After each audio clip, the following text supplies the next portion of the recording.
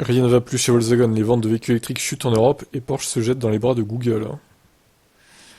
Alors, il y a presque un an, la situation était tout autre pour le groupe allemand. Ses véhicules électriques étaient à franc succès et leur vente allait au-delà des prévisions, avec une gamme plutôt diversifiée. Le son de cloche est différent aujourd'hui. Les ventes de VE chutent considérablement en Europe et le revirement stratégique de Porsche concernant l'abandon du software maison du groupe marque un tournant pour la firme. La diminution des commandes de véhicules électriques est plutôt alarmante, en tout cas sur le sol européen. En effet, celles-ci ont baissé de 50% par rapport à l'an dernier. Certes, les ventes mondiales de VO ont augmenté de 45% sur la même période, mais l'Europe reste encore le marché le plus important de Volkswagen. Rajoutons à ça que la part des véhicules électriques vendus a également diminué, alors que elle se situe à 9% au troisième trimestre, celle-ci est descendue à 7,9% au mois de septembre.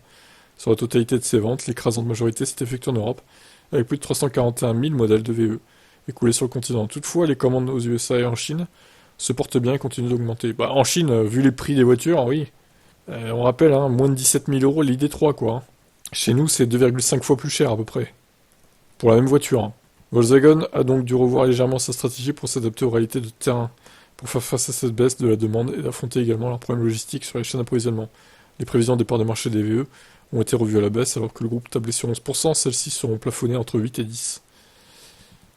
En parallèle à ce ralentissement, Porsche a annoncé que ses futurs modèles intégreront désormais les applications Google pour leur système de divertissement, un revirement qu'on peut explicitement attribuer aux nombreuses difficultés logicielles inhérentes aux logiciels développés par Cariad.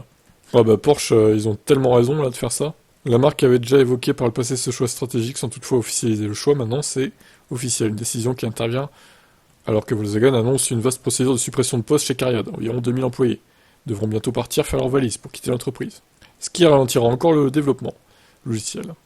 Franchement, Volkswagen, ils ont qu'à adopter le système Google aussi, quoi, au bout d'un moment.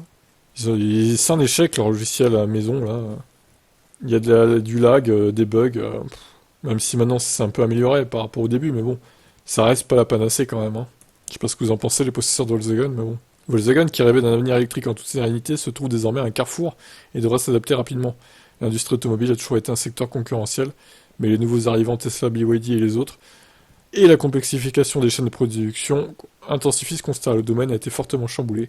En moins d'une dizaine d'années, les constructeurs historiques, comme Volkswagen, doivent revoir leur stratégie pour ne pas perdre la face. Ouais, je continue de dire que le départ d'Herbert Diess a été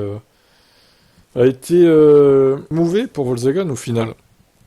C'était un énorme point négatif. Peut-être que s'il était encore là, il serait pas dans la sauce comme ça, quoi. Il aurait peut-être fait des efforts sur les prix ou autre. Je ne sais pas, on ne le saura jamais de toute façon. Qu'en pensez-vous du groupe Volkswagen? Je vous laisse commenter.